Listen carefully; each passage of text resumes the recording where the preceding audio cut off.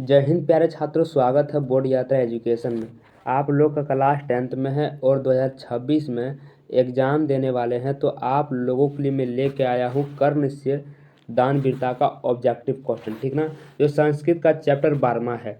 अगर आप लोग इसका ऑब्जेक्टिव कर लेते हैं तो आपको काफ़ी आसानी से याद हो जाएंगे और काफ़ी कर्ण से दानवीरता में ऑब्जेक्टिव पूछे जाते हैं, ठीक ना। तो आपको ये चैप्टर ऑब्जेक्टिव क्वेश्चन करना ज़रूरी है, तो आपको करना चाहिए। तो बिना देरी के शुरू करते हैं। अगर उससे पहले आप लोग चैनल पर नए जुड़े हैं तो चैनल को सब्सक्राइब कर लीजिए और लाइक कर दीजिए। शुरू करते हैं। और उससे पहले देखिए, अब क्लास क्या चल रही है, सब्जेक्टिव का भी क्लास चल रहा है, ठीक ना।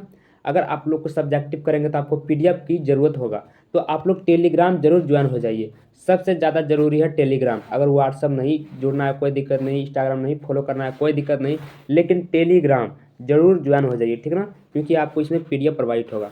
तो शुरू करते हैं पहला क्वेश्चन की ओर। पहला क्वेश्चन यहाँ पर कर्णस्य दानवीरता, ठीक ना।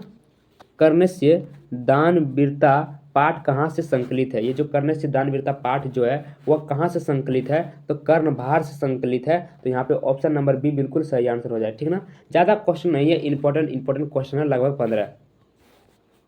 दूसरा नंबर है यहाँ पर कर्णभार नाटक के रचयिता कौन है, यानी कर्णभार के नाटक के रचयिता कौन है, तो भास है, ठीक ना। तो यहाँ पे ऑप्शन नंबर ए बिल्कुल सही आंसर हो जाएगा। संस्कृत में हार्ड क्वेश्चन नहीं रहता है, आपको आसानी से याद हो जाएगा। अगर आप लोग वीडियो पूरा देखते हैं तो एक बार में याद होगा, दोबारा याद करने की जरूरत भी नहीं है। तीसरा नंबर है यहाँ पर कर्णभार का उपजीव्य ग्रंथ कौन है। कर्णभार का उपजीव्य ग्रंथ कौन है, तो महाभारत है, ठीक ना। ऑप्शन नंबर यहाँ पे बी बिल्कुल सही आंसर होगा। कर्णभार का उपजीव्य ग्रंथ जो है वह महाभारत है। ऑप्शन नंबर बी बिल्कुल सही है। चौथे नंबर की ओर चलते हैं। चौथा नंबर है यहाँ पर कर्ण कौन था। सबसे ज़्यादा इंपॉर्टेंट क्या है, कर्ण कौन था, तो कर्ण जो है वो कुंती का पुत्र था। कौन था, कुंती का पुत्र। तो यहाँ पे ऑप्शन नंबर ए बिल्कुल सही आंसर हो जाएगा। पांचवा नंबर है यहाँ पर महाभारत किसकी कृति है। पांचवा नंबर जो है यहाँ पर है कि महाभारत किसकी कृति है, तो महाभारत जो है वह व्यास जी की है। किसकी है, व्यास जी की। यहाँ पे ऑप्शन नंबर ए बिल्कुल सही आंसर हो जाएगा, आपको यही सही करना है।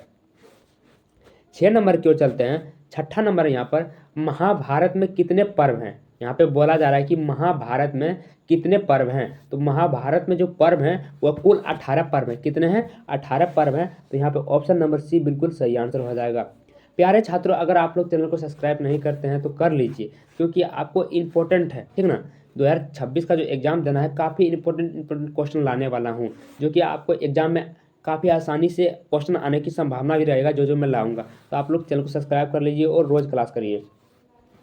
7वां नंबर है यहाँ पर ब्राह्मण के वेश में कर्ण के समीप कौन जाता है, यानी ब्राह्मण के वेश में, यानी ब्राह्मण के रूप में कर्ण के पास कौन जाता है। तो यहाँ पे हो जाएगा ऑप्शन नंबर सी इंद्र, ठीक ना। इंद्र जो है वो ब्राह्मण का वेश कर लेता है, यानी रूप ले लेता है और वो कर्ण के पास चला जाता है, ठीक ना। तो यहाँ पे ऑप्शन नंबर सी बिल्कुल सही आंसर हो जाएगा।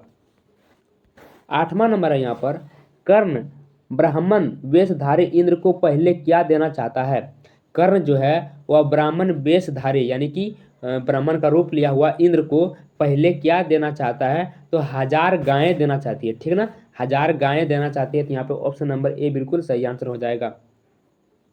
9 नंबर की ओर चलते हैं। 9वां नंबर है यहाँ पर कर्ण किस देश का राजा था। काफ़ी इंपॉर्टेंट है ये। कर्ण जो है वो किस देश का राजा था, तो कर्ण अंग देश का राजा था। क्या था, अंग देश का राजा था। तो यहाँ पे ऑप्शन नंबर ए बिल्कुल सही आंसर हो जाएगा। 10वां नंबर है यहाँ पर इंद्र क्या चाहता था। इंद्र जो है वो क्या चाहता था, इंद्र भिक्षा चाहता था। क्या चाहता था, भिक्षा चाहता। अपने भिक्षा में कवच और कुंडल भी चाहता था, ठीक ना। तो यहाँ पे ऑप्शन नंबर ए बिल्कुल सही आंसर हो जाएगा। जब मैं इसका सब्जेक्टिव लाऊंगा तो काफ़ी मजा आएगा पढ़ने में, ठीक ना। 11वां नंबर है यहाँ पर इंद्र को अभिष्ट फल कौन देना चाहता है। इंद्र को अभिष्ट फल कौन देना चाहता है, तो कर्ण देना चाहता है, ठीक ना। इंद्र को अभिष्ट फल कौन देना चाहता है, तो कर्ण देना चाहता है। तो यहाँ पे ऑप्शन नंबर क्या जाएगा, बी बिल्कुल सही आंसर हो जाएगा। 4 क्वेश्चन और है, पूरा देख लीजिए। 12वां नंबर है यहाँ पर कर्ण को कवच कुंडल वहीन करने की योजना किसकी थी, यानी कर्ण जो है उसको कवच या कुंडल को मतलब शरीर से उतारने की जो योजना थी वो किसकी योजना थी, तो कृष्ण जी की थी। तो यहाँ पे हो जाएगा ऑप्शन नंबर बी बिल्कुल सही आंसर, ठीक ना। वो कृष्ण भगवान की योजना थी। 13वां नंबर है यहाँ पर समय समाप्त होने पर क्या नष्ट हो जाता है। देखिए समय समाप्त होने पर क्या नष्ट हो जाता है, तो विद्या नष्ट हो जाती है, जो कि कर्ण भगवान की विद्या जो है वो नष्ट हो चुकी थी, ठीक ना, समय आने पर। तो समय समाप्त होने पर क्या नष्ट हो जाता है, तो विद्या जो है वो समाप्त हो जाता है। तो यहाँ पे ऑप्शन नंबर सी बिल्कुल सही आंसर हो जाएगा। 14 नंबर की ओर चलते हैं। 14 नंबर है यहाँ पर, सनातन अछूनन क्या रहता है, सनातन अछूनन क्या रहता है, तो सनातन अछूनन जो है वह दान रहता है, ठीक ना। तो यहाँ पे ऑप्शन नंबर बी बिल्कुल सही आंसर हो जाएगा, ठीक ना।